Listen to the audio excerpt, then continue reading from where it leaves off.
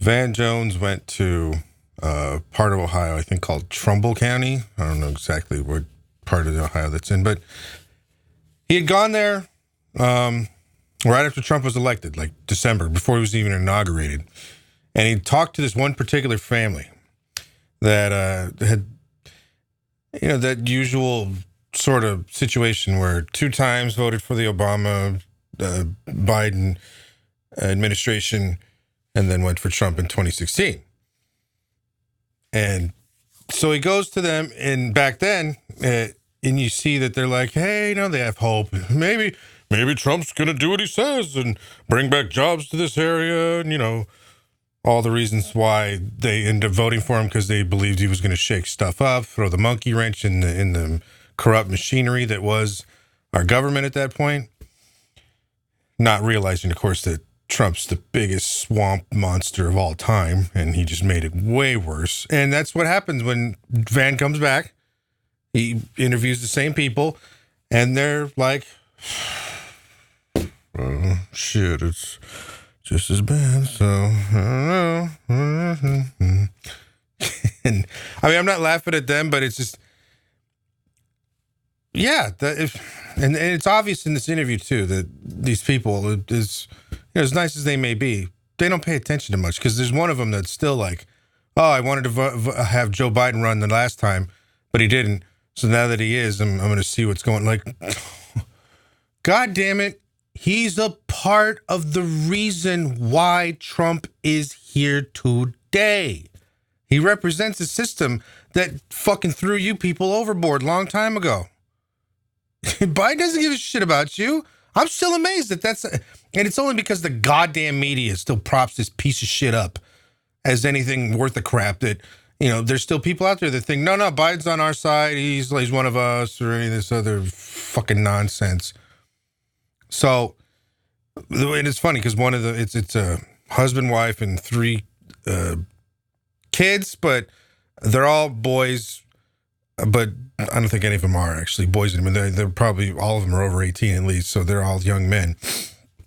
And of course, one of them, he was like, yeah, actually, I'm going to try to see what Bernie's all about. Hopefully he gets in. Because those are the people that seem to pay to any kind of attention to what's going on. That they're like, yeah, dude, your only real hope, if you're in the Midwest or, Rust Belt communities, is a guy like Bernie Sanders, someone who knows what it's like for workers. So during this thing, they point out how, Trump came around telling him, don't move, jobs will come back, everything's going to be great. Okay.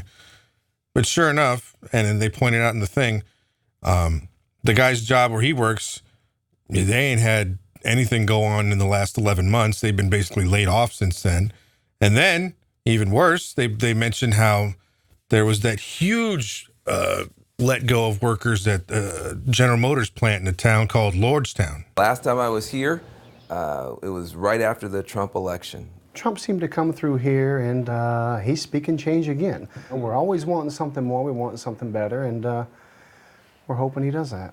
Are you as hopeful today as you were the last time I saw you? Well, Van, to be honest with you, things have gotten a little bit worse. The company that I work at, Arconic RMI Titanium in Niles, Ohio, we build the F-35 fighter jet, and we currently, we're 11 months without a contract. But even more importantly, Lordstown General Motors, they've lost 4,000 employees. We're currently about 5,000 jobs down since Trump has taken office here locally. But that's kind of hard to imagine because, he's out there saying he's been a miracle for this economy. Wall Street's happy, the stock market's happy. What's that disconnect? I think he sold us on broken promises in this area. I think he sold us on promises he knew he couldn't keep. I don't believe he understands the devastation in this area. A lot of families are moving away from this area, and where Trump told us, don't go, don't pack up, don't leave. This is all gonna stay here, this is all gonna work out. And well, where's it at? Like what's happening? It's just going downhill from here. And you're like, dude, if ever there was a real, situation that should red flag to people that this Trump administration isn't about shit, that should be it right there. Because that's just a gigantic amount of jobs that just bye. And, you know, the corporation. So what's he going to do? All he's going to do is just like say, hey, I'll just put out a tweet about how GM sucks and, yeah, I'll do something one of these days. No, he won't.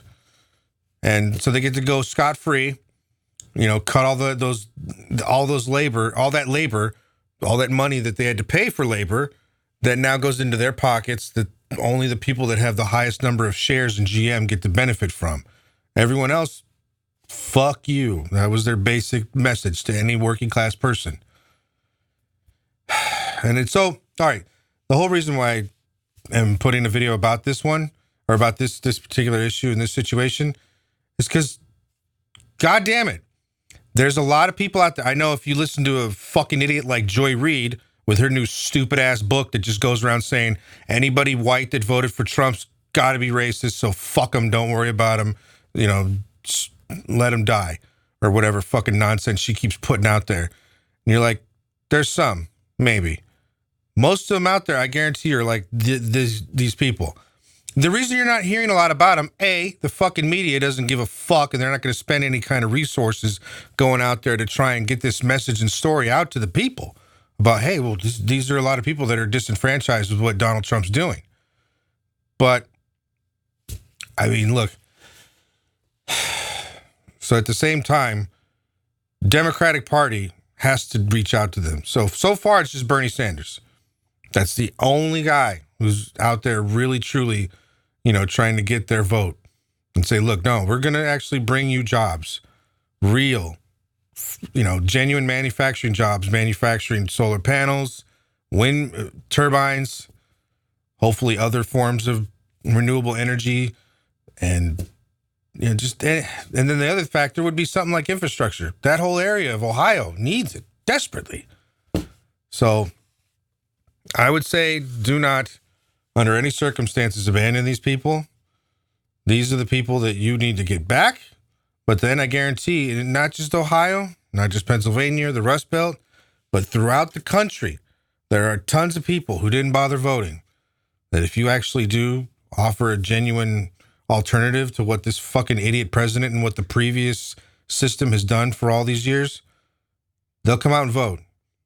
And we'll not only bounce this piece of shit out of the White House, but we'll actually have something to offer for the American people, the working class, throughout the country. That's what needs to happen.